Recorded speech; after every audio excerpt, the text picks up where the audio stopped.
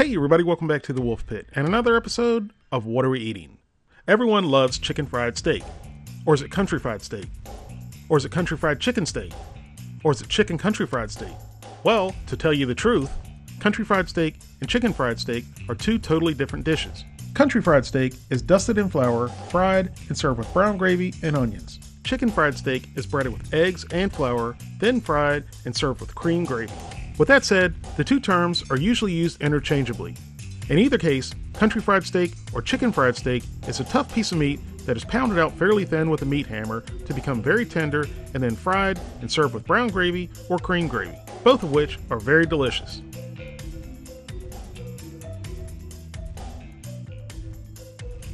So once again, I found myself wandering around my own personal adult playground, the Dollar Tree, where all of my weird food fantasies come true. A lot of guys go to strip bars and donate a lot of $1 bills to pay someone else's rent, buy a few drinks, and maybe eat some questionable food. Then they go home to their wives, frustrated and broke. Me, on the other hand, I leave the Dollar Tree with money in my pocket, and my fantasies go home with me in a bag. As I wandered through the Dollar Tree, I found these Stampede country fried steaks in the frozen food section that obviously cost $1 because everything at the Dollar Tree costs $1. I've recently tried the Stampede ribeye steaks and the Stampede pork chops from the Dollar Tree with not so good results.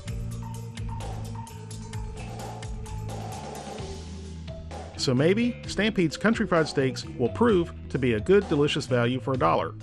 Stampede describes their country fried steak as beef fritters for country fried steak with caramel color added.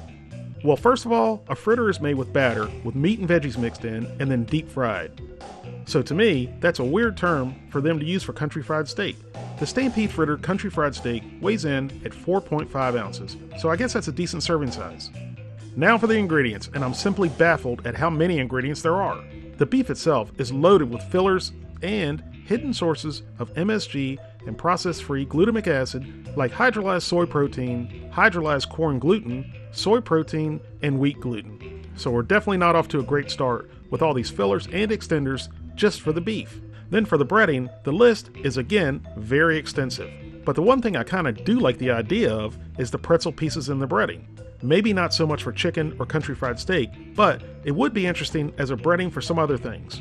Once you spend most of your day reading the novel of breading ingredients, you can spend more time and go over the batter and pre-dust ingredients.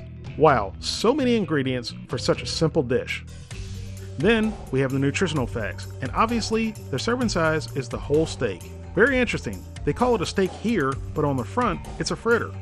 For the whole fritter steak, there's 480 calories, 33 grams of total fat, 10 grams of saturated fat, 1.5 grams of trans fat, 55 milligrams of cholesterol, 1,080 milligrams of sodium, 31 grams of total carbohydrates, 1 gram of fiber, 1 gram of sugars, and 14 grams of protein. Considering the salt lick amount of sodium and it being frozen, it has a pretty short shelf life. So let's get these out of the wrapper and see what they look like. Yes, I bought 2 of the fritter steaks just in case it was good. When I pulled them out of the wrapper, they actually look pretty good. You could really see the little bits of pretzels in the breading, which immediately made me think, these pretzels are making me thirsty. Then I started thinking that the pretzel pieces are crumbs left on the floor in a pretzel making factory. I mean, for $1 a piece, Stampede isn't making their own pretzels to crunch up for the breading. These are really thin too, so I'm guessing they're going to cook really quick. There's 2 sets of cooking directions, but there's also one very important notice you don't want to miss. It says to remove from plastic packaging. For that to even be there, you know someone fried or baked it in the plastic. So after you take it out of the plastic, you can either bake or fry these. Surprisingly, there's no microwave instructions. Damn it! But with me being from the South, no self-respecting Southerner would ever bake anything when there's an option to fry. It says to preheat vegetable or peanut oil over medium heat. But me being the rebellious individual I am, I'm using canola oil. Nobody, and I mean nobody's going to dictate what kind of oil I fry my cheap processed food in. So into the preheated canola oil it goes for 3 to 4 minutes. After 3 minutes, it started to get a bit dark, so I gave it a flip and let it go for another 3 to 4 minutes. After another 3 minutes, it started to get a little too dark again, so I removed it after a total cooking time of 6 minutes.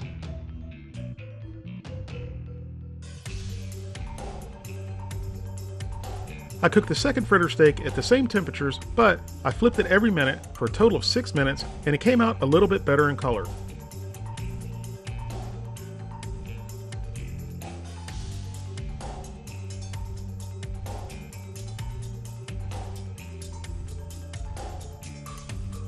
Now, again, no self-respecting Southerner would ever pass up the opportunity to make gravy. So I'm going to make cream gravy by combining some of the leftover oil and flour and mix until all the flour is absorbed and it's cooked for a minute or so.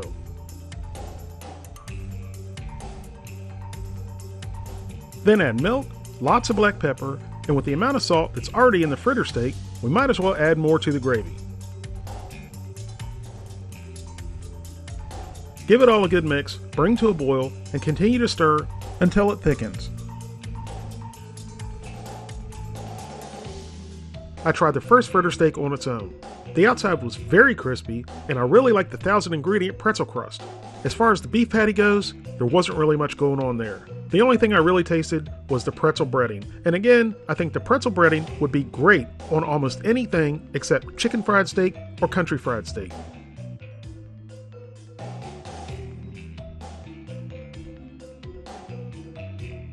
Then it was time to try one with the gravy. When you think you've added enough gravy, add more. Then I took a bite of the fritter steak with the gravy, and I've got to say, the gravy was on point and would probably make a turd taste good. But I'm not going to find that out. If you want to try it, go right ahead. Again, even with the gravy, the only thing I could really taste besides the gravy was the pretzel crust. There wasn't really any meat flavor or texture, but I'm not really sure if I mentioned it already. But the gravy was on point. I mean, I could have eaten a bucket of that stuff. I wasn't really expecting much out of these fritter steaks to begin with, and that's a good thing now. I kind of knew what to expect from my experience with the Stampede ribeye steaks and the Stampede pork chops. But hey, what do you expect for $1? Overall, these were not gross, but they also weren't country fried steak or chicken fried steak. I would just call it a patty of some sort. So on a rating of 10, I'm going to give these a 2. I personally wouldn't buy these again, and I wouldn't recommend you buy them either. But that's up to you. If you like these type of videos and the channel content, please consider being a patron and support the Wolfe Pit. You can pledge as little as $1 a month or $1 million a month. That's up to you, but every little bit does make a difference. And it helps me produce better quality videos for you, the people. Thank you all very much for watching. I hope you do not give these a try. Please don't forget to like this video and subscribe, and I'll see you soon.